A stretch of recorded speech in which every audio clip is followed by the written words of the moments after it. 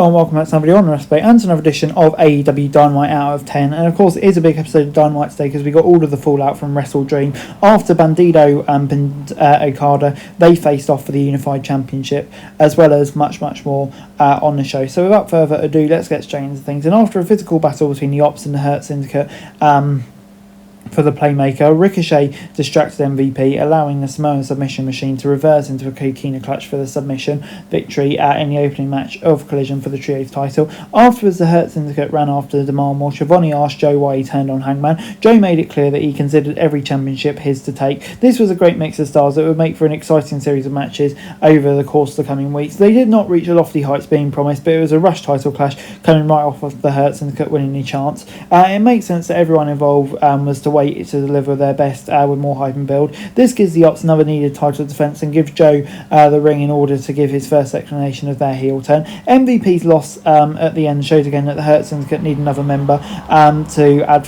to create better matches. The one and only's interference was unnecessary wrinkle, as Wrestle should have ended that rivalry. Hopefully the Hurt Syndicate and Demand have a strong idea of where this feud will go. Joe's promo was not about explaining anything, it was about reinforcing he's a bad man now, which doesn't need justification, and that's a refreshing change from most wrestling heels. So yeah, I'll give it a 5 out of 10.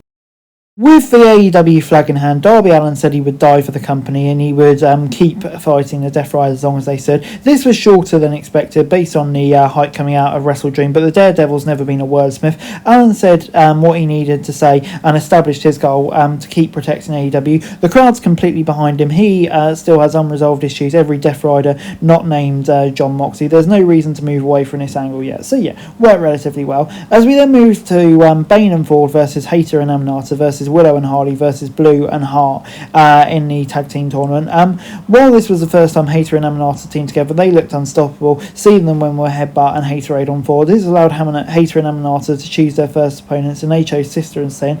This was a blast of energy from start to finish, highlighting the incredible talent in the women's tag division. The Megasis continues to thrive in a focus spot with the athleticism and strength she possesses. It was always smart to highlight Hayter and Amanata, who work well together because they hit so hard. Only of these four teams could win the tag team championships, though AEW's done an incredible job of selling all of them as threats, including ones not featured as much. So yeah, 8 out of 10. As we then moved on to Renee Paquette, who announced Mercedes Moné with a big height, only to find herself speaking to Minnie Monet instead. The CEO arrived aggravated by the puppet mockery. When Monet pulled Harley Cameron out from under the ring, though, Chris Statlander popped out as well, and sent the CEO face first into a celebration cake. The weakest part of this segment was Monet's promo. Her repeat complaints about the marks came off forced. However, the emotion of the segment superseded the chance response as the perfect chance to get some comeuppance on her. The CEO shined her non-verbal acting from enjoying a puppet humiliation to dealing with her own. The discourse around her 12 titles entirely missed the point. She's a heel trying to frustrate the audience. Her over-the-top bravado allows moments like this to land, especially following up on a forced awkward championship celebration.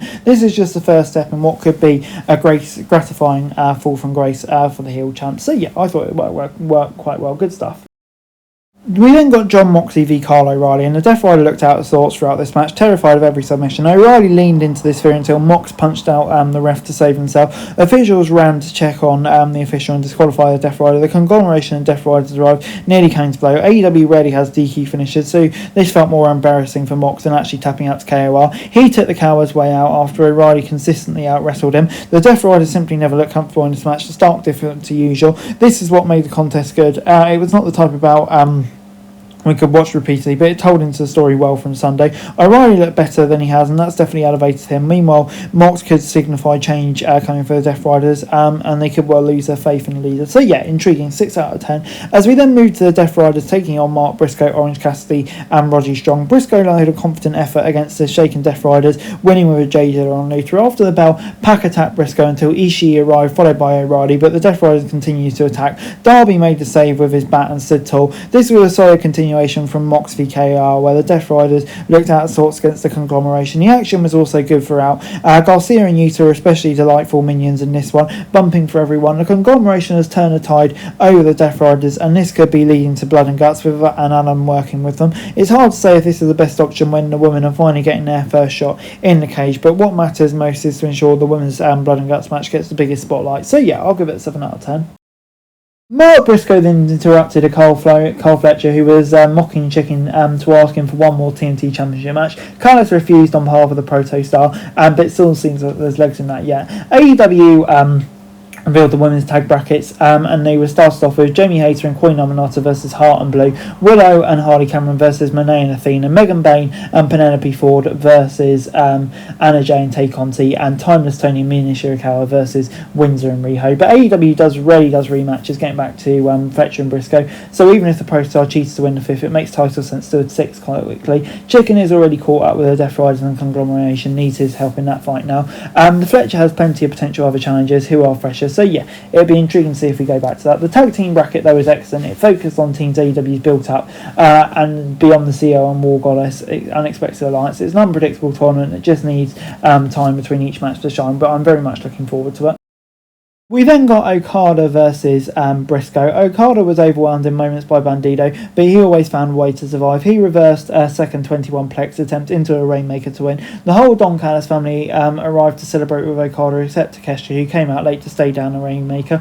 Fletcher and Callis calmed down the Alpha. This was an electric end to the show where the Rainmaker and Bandido worked like two of the best in the world. Bandido did just enough to tease a major upset, even though it didn't make sense for Okada to lose his championship before the Continental Classic. This ending of the show highlights AEW's best feud right now, further teasing that we're getting closer to Okada and Takeshita squaring off. The best option was to delay it maybe to World's End in a Continental Classic final. But yeah, this was great stuff. 8 out of 10.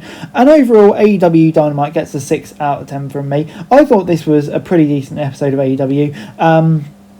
Started off a lot of hot feuds for me as we kind of come into the next pay-per-view cycle, and I think yeah, there's lots to be intrigued about here. So yeah, on the whole, this was really decent stuff, and I'm going to give it a 6 out of 10. So that's it for this video. Thanks very much for watching. Remember to like, share, subscribe, follow us on our socials, link in the description below for daily wrestling news, meme and content. Subscribe to our other channels on screen right now, that'd be greatly appreciated. Thanks very much for watching. Peace out.